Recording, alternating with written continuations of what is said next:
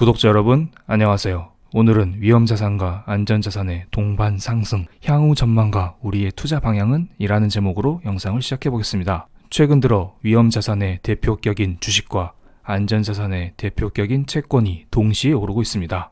하나씩 살펴볼까요? 먼저 한국의 코스피 지수입니다. 최근 이틀만 비교해 보겠습니다. 19일날 2.25% 상승했고 20일날 0.46% 상승했습니다. 그리고 한국의 10년 만기 채권 금리 역시 5월 19일은 조금 애매하지만 거의 보합 마감했고 5월 20일 날은 장대 음봉이 나오면서 하락 마감했습니다. 채권 금리가 하락한다는 것은 반대로 채권 가격은 상승한다는 것입니다. 전반적으로 한국 시장을 보면 주식과 채권 가격이 동시에 상승하고 있는 것을 알 수 있습니다. 비단 한국뿐만이 아닙니다. 미국도 한번 보겠습니다. 미국의 대표 지수인 나스닥 지수를 보면 5월 19일 0.54% 하락 마감했고 그 다음날 2.08% 상승 마감했습니다. 5월 19일 하루 하락은 했지만 대체적으로 주식은 상승하는 추세를 그리고 있습니다. 그리고 뒤이어서 채권 금리를 보겠습니다. 미국의 10년 만기 채권 금리는 5월 19일 음봉이 나오면서 하락 마감했고 5월 20일 역시 하락 마감했습니다. 채권 금리가 하락했으니 채권 가격은 상승했단 것이겠죠. 미국 시장 역시 주가와 채권 가격이 모두 상승하는 것을 알 수 있습니다. 그럼 다른 안전자산인 금을 보겠습니다. 금 가격 역시 5월 19일, 5월 20일 이틀 연속 양봉이 나오면서 상승 마감해버렸습니다. 조금 이상합니다. 지금 전 세계적으로 위험자산과 안전자산이 동시에 오르고 있습니다. 이거 도대체 무슨 일이 있는 것일까요? 제 기억으로 2019년도에 이런 일이 있었던 것 같습니다. 지금 보고 계신 차트는 미국의 나스닥 지수입니다. 2019년도에 미국 나스닥 지수는 꾸준히 상승하는 모습을 그려왔습니다. 그리고 대표적인 안전자산인 미국의 10년 만기 채권 금리 역시 꾸준히 하락을 했죠. 즉, 채권 가격은 꾸준히 상승하는 모습을 보여줬습니다. 이때에도 그렇고 지금도 그렇고 도대체 무슨 일이 있었을까요? 답은 파월 연준 의장의 발언에서 찾을 수 있습니다. 그의 최근 발언을 보겠습니다. 파월 연준 재무부 경제 지원 부양책 더해야 할 것. 지금 파월 연준 의장은 매우 바쁩니다. 바빠요 바빠. 19일날 이미 상원에서 한 차례 연설을 했고 다가오는 21일, 오늘 밤이죠. 21일 역시 의회 증언이 있을 예정입니다. 어쨌든 이미 지나가 버린 19일 상원 증언을 살펴보겠습니다. 연준의 핵심적인 경기 부양 노력의 전체적인 힘은 이제 시작에 불과하다라고 했습니다. 즉, 이제 돈 풀기는 시작에 불과하다라고 했습니다. 그 다음 문장에서 정책 당국의 위기 대응은 엄청났지만 충분했는지는 여전히 불분명하다라고 덧붙였습니다. 무슨 말이냐? 지금까지 엄청나게 돈을 풀었지만 이게 충분히 풀렸는지 여전히 모르겠다. 더 풀겠다. 이런 말을 하고 있는 것입니다. 또한 지방정부의 어려움이 길어질 경우 경제 회복에 걸림돌이 될 수 있다면서 지방정부를 지원할 수 있는 방안에 대해서도 추가로 살펴보고 있다라고 말했습니다. 이것도 무슨 말이냐? 지방정부가 어려울 수 있으니 지방정부를 위해서 또 돈을 풀겠다. 이런 말을 하고 있는 것입니다. 또한 현재 위기 상황에서 은행에 대한 규제를 완화하는 것도 지지한다라고 덧붙였습니다. 은행은 2008년 서프라임 경제 위기 이후 각종 규제가 걸려 있습니다. 그래서 실제로 은행은 적극적으로 투자를 하고 있지 못한 상황이에요. 그런데 은행에 대한 규제가 완화되면서 은행이 주식, 채권, 금, 파생상품 여러 가지 자산에 본격적으로 투자를 하게 된다면 지금의 여러 자산의 가치 상승? 이것은 좀 더 본격화될 수 있을 거라 봅니다. 어쨌든 그 다음 문장이 매우 중요합니다. 파월 의장은 연준의 대차 대조표 확장에는 한계가 있겠지만 아직 한계를 치지 않았다라고 말했습니다. 연준의 대차 대조표가 지난해 9월 3조 8천억 달러에서 현재 7조 달러 정도로 커졌다면서 향후 더 커질 거라고 말했습니다. 향후 더 커진다네요. 즉, 앞으로 돈을 더 뿌린다는 것입니다. 대차 대조표 확장에도 인플레이션이나 금융 안정의 문제는 보지 못했다라고 그는 강조했습니다. 이거 또 무슨 말이냐? 또 돈을 뿌린다고 합니다. 엄청납니다. 그럼 과연 연준은 얼마나 돈을 뿌렸는지 한번 살펴보겠습니다. 이것은 연준의 최근 자산의 흐름입니다. 무슨 말이냐? 최근 연준에서 돈을 찍어내어서 채권을 사들인 규모입니다. 이해가 잘 안 되시는 분은 이 그래프가 연준에서 돈을 찍어낸 규모라고 그냥 이렇게 쉽게 생각하셔도 됩니다. 연준의 자산을 보겠습니다. 2019년 9월부터 연준은 레포 시장을 통해서 꾸준히 자산을 매입해왔습니다. 그리고 코로나 위기가 터진 2020년 2월 말부터 본격적으로 돈을 찍어내기 시작했습니다. 여기 연준의 자산이 본격적으로 상승하고 있는 거 보이시죠? 그런데 최근 들어 이러한 상승 각도가 조금 꺾였습니다. 연준에서 유동성 공급 속도 조절을 하겠다고 여러 차례 말을 했잖아요. 그런데 이상한 게 하나 있습니다. 5월 12일 이때 잘 보세요.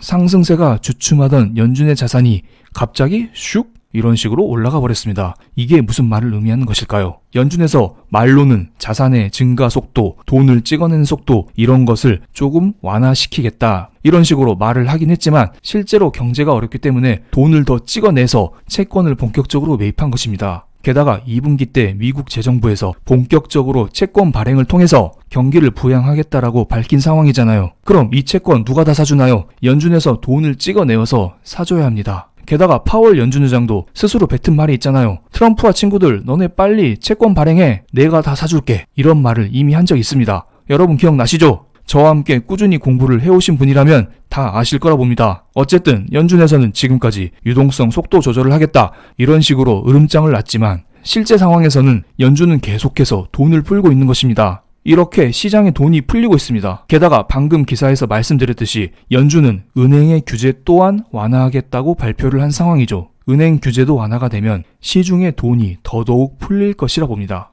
다음은 달러 인덱스 차트를 한번 보겠습니다. 이런 식으로 시중에 돈이 계속해서 풀리고 있기 때문에 여러분 돈이 뭔가요? 돈이 달러입니다. 연준에서 원화를 뿌린다? 브라질에 헤아라를 뿌린다? 유로를 뿌린다? 이런 거 아니에요. 연준은 달러를 찍어내서 시중에 뿌리고 있는 것입니다. 그렇기 때문에 달러의 가치를 나타내는 달러 인덱스는 계속해서 하락하고 있습니다. 최근 들어 100 위에서 움직이던 달러 인덱스는 99.16까지 떨어졌습니다. 시중에 달러 공급이 증가하고 있기 때문에 달러의 가치를 나타내는 달러 인덱스는 하락할 수밖에 없다고 봅니다. 누가 이런 말을 할 수 있습니다. 아니 블랙, 예전에 연준에서 계속해서 달러를 찍어냈을 때는 달러 인덱스가 떨어지지 않고 오히려 계속 상승했었다. 3월달, 4월달 잘 보세요. 이때는 연준에서 달러를 계속해서 찍어냈음에도 불구하고 달러 인덱스는 오히려 상승을 했었습니다. 그런데 지금은 조금 다릅니다. 그만큼 시장에서 달러 부족 문제가 조금은 해결되지 않았나 이런 생각이 듭니다. 물론 달러 문제가 아직 완벽하게 해결된 것은 아닙니다.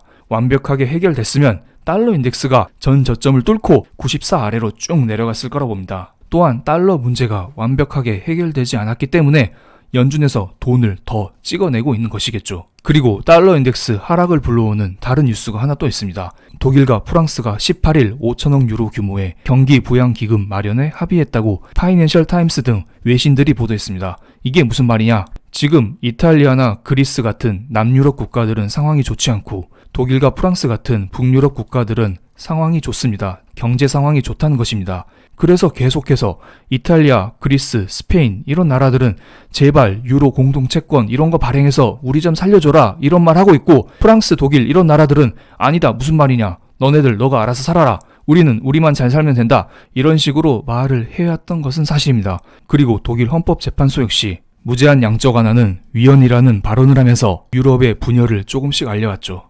하지만 이 뉴스 하나로 그리스, 이탈리아, 스페인 같은 경제가 좋지 않은 나라에게 보조금을 지원할 수 있게 되었습니다. 자세한 것은 잠시 멈춤하시고 기사를 읽어보시기 바랍니다. 어쨌든 유럽이 다시 합의를 했다, 유럽이 하나가 됐다 이런 뉴스로 인해서 유로화가 강세를 그렸고 반대로 달러는 약세를 보였습니다. 여러분 달러 인덱스는 절대적인 달러 가치가 아니라 주요한 6개 나라의 통화 대비 달러의 가치를 나타내는 상대적인 가치입니다. 그 중에 유로화가 60% 이상 차지하고 있기 때문에 유로화가 약세로 전환되면 달러는 강세로 전환되고 유로화가 강세로 전환되면 달러는 약세로 전환됩니다. 둘은 계속해서 반대로 움직이고 있습니다. 어쨌든 지금 미중 무역 전쟁이란 악재에도 불구하고 여러 가지 달러 하락을 불러오는 요소가 발생하면서 연준에서 찍어낸 돈이 바로바로 주식, 채권, 금 이런 식으로 다 흘러가고 있습니다. 그래서 2019년도처럼 위험자산과 안전자산이 동시에 오르고 있는 것입니다. 그런데 항상 이러한 파티는 영원하지 않습니다. 미국의 나스닥 지수를 볼게요. 그 당시 미국과 중국의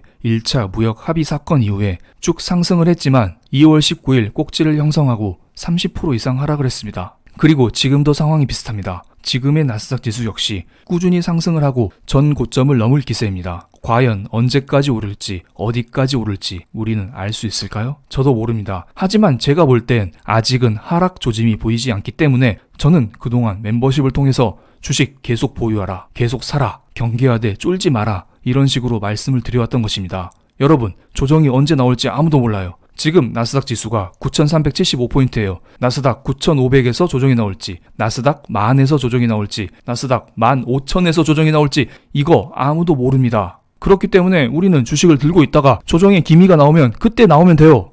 이 조정의 기미는 여러 가지가 있을 수 있습니다. 미중 무역 전쟁이 본격화되거나 아니면 코로나가 다시 창궐하거나 그렇지 않으면 코로나가 아닌 새로운 질병이 나타나거나 또한 신흥국이 망하거나 여러 가지 문제가 생길 수 있을 것입니다. 그런데 이번에 미중 무역 전쟁 보세요. 미중 무역 전쟁이 터졌음에도 불구하고 주가는 계속해서 오르고 있습니다. 이거 도대체 어떻게 해석을 해야 될까요? 시장에서 이러한 악재를 진짜 악재로 받아들이든지 아니면 그저 그런 악재로 받아들이고 이걸 그냥 흘려넘기든지 이런 걸 체크할 필요가 있어 보입니다. 그것을 알기 위해서는 우리는 달러 인덱스를 꾸준히 체크할 필요성이 있습니다. 2020년 2월 19일 주가가 피크를 형성하고 쭉 하락했습니다. 그럼 2020년 2월 19일 달러 인덱스는 어떻게 움직이고 있었을까요?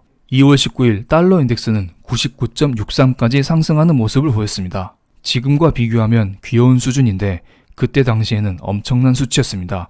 이거 그때 당시만 한번 살펴보겠습니다. 잠깐 조정을 하겠습니다.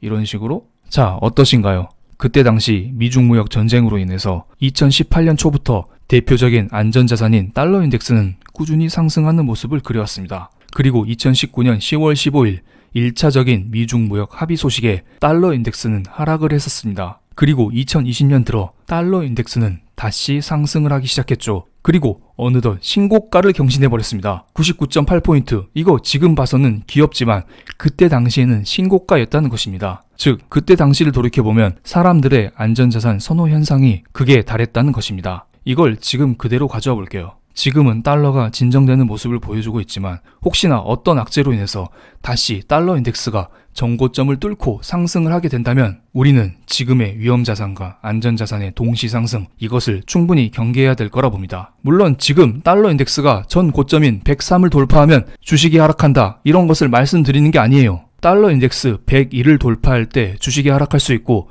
102를 돌파할 때 주식이 하락할 수도 있고 103, 104, 105 이때를 돌파할 때도 주식이 하락할 수 있습니다. 이거 다 가능성일 뿐입니다. 하지만 지금까지 과거 경험을 봤을 때 달러 인덱스가 급격하게 상승을 하면 주가든 채권이든 뭐든 하락해 왔던 것은 사실입니다. 지금은 미중 무역 전쟁에도 불구하고 달러 인덱스는 하락하고 있습니다. 그래서 여러분 사건 하나를 보지 말고 시장에서 그 사건을 어떻게 인식하고 있는지 그것을 꼭 체크하시기 바랍니다. 그럼 오늘 영상 여기서 마치겠습니다. 감사합니다.